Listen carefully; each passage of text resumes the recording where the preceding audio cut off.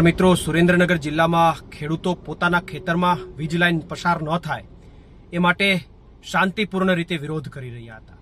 એ સમયે મોટી સંખ્યામાં ત્યાં પોલીસ ઉતરી આવે છે, ખેડૂતોને વિખેરે છે, ખેડૂતો સાથે દમન કરે છે, એમની અટક કરે છે અને ખેડૂતો એ જે કોઈ તાળાબંધી કરી હતી ત્યાં પોલીસ પોતે, જે પોલીસની ફરજ છે કોઈ તાળા તોડી જાય તો એમને પકડી અને એમને સજા કરવી, એમની જગ્યાએ પોલીસ પોતે તાળા તોડતી દેખાય છે।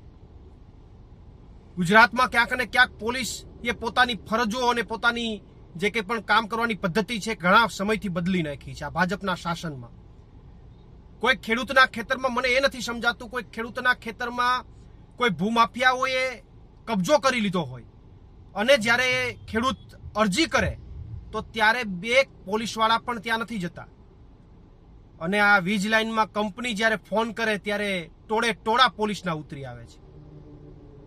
જ્યારે ખેડૂત સાથે કોઈ અત્યાચાર થાય, દમન થાય, લો એન્ડ ઓર્ડરનો ભંગ થાય ત્યારે ખેડૂત જો પોલીસને ફોન કરે તો બે પોલીસવાળા પણ ત્યાં દેખાતા નથી અને અત્યારે ખેડૂતોની વિરુદ્ધમાં પોલીસના ટોળે ટોળા ઉતરી જાય। જ્યારે ગુજરાતની અંદર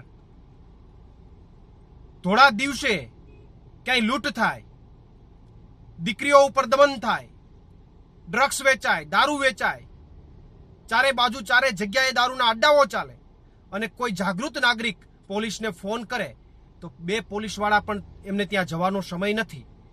પણ જો ખેડૂતની વિરુદ્ધમાં વીજ કંપનીની જે કંઈ વીજ કંપનીઓ છે એમને ફોન કરે તો પોલીસના ટોળે ટોળા ઉતરી જાય। આવી અસમાનતા કેમ? આ ક્યાંક સરકાર ઉપર અને પોલીસ ઉપર પણ પ્રશ્નાર્થ ઉભા થયા છે।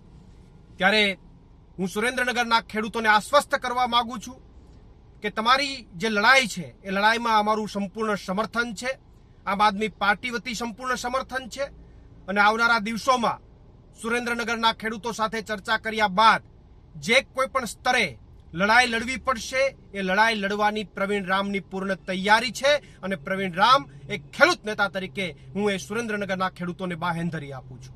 પ્રવીણ રામ, પ્રદેશ ફ્રન્ટલ અધ્યક્ષ, આમ આદમી પાર્ટી।